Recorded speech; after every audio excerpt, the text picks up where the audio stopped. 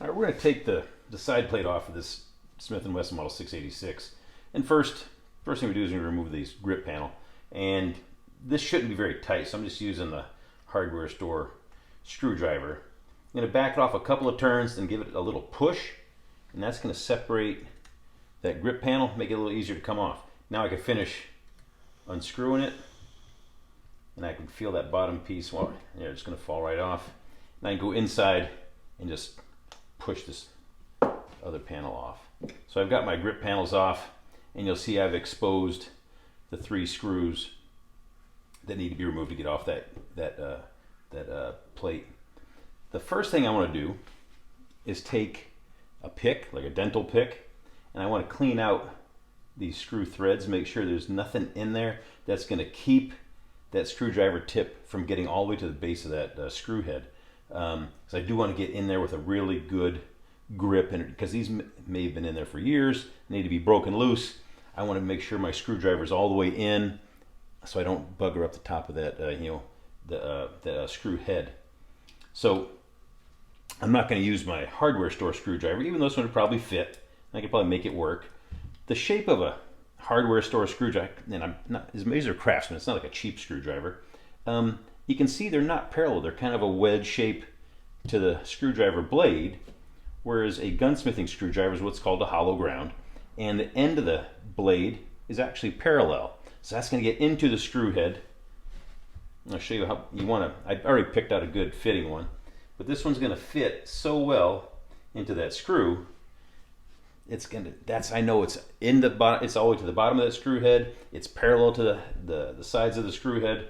So when I go to turn this, that screw's going to back out, and that screwdriver is not going to jump up and ruin the top of that screw head. You've seen screw heads that have been all buggered up. This one here is going to break it free.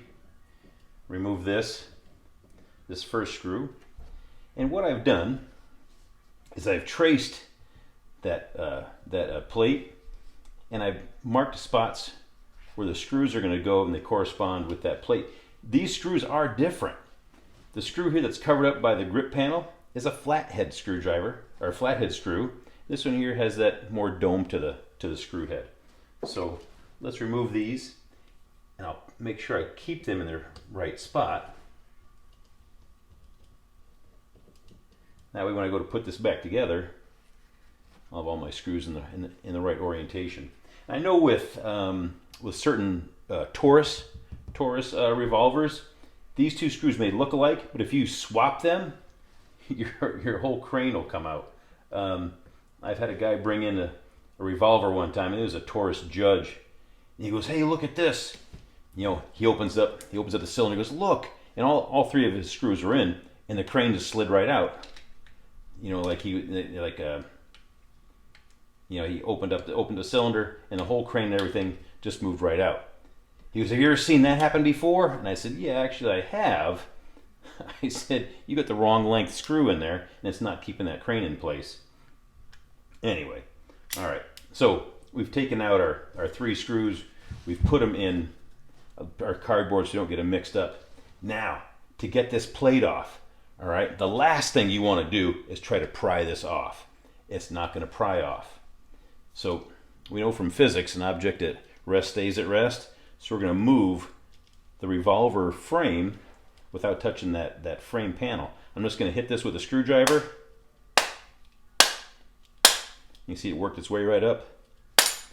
There we go. That plate came right off. I didn't lose the orientation of any of my parts other than this. So now I'm ready to go through complete disassembly or cleaning, and I didn't ruin the edge of that plate. When we want to go put this all back together, there's a little tongue right here. This little tongue has to go underneath this little groove right there. So we'll get that little tongue in the groove. We'll get our plate back on. Then this should not be forced. If you find yourself forcing this plate to go on, something's out of place. This should just tap right back in place. Now we're back flush. Now we're flush. We can replace our screws, put our plate back on. We've got it all put back together, and it'll look like no one's ever been inside that revolver. Our screw heads aren't buggered up, and our plate's not bent. There's no pry marks. that's the best way to disassemble your Smith & Wesson or Taurus revolver.